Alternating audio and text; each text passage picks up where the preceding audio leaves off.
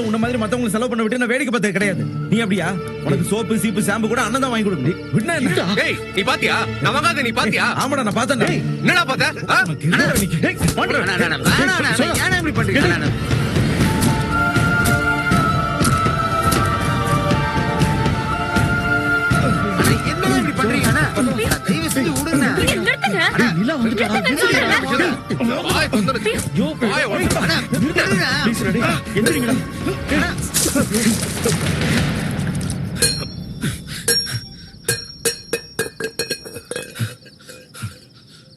என்ன நடக்குதுங்க?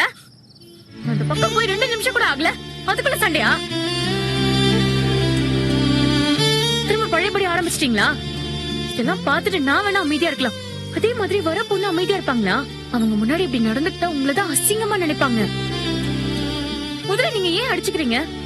இதுவா இருந்தாலும் வாயால பேச முடியாதா? சின்ன குழந்தைங்களா நீங்க? அப்படியே சண்டை போட்டுக்கிட்டு கட்டி உருள்றீங்க.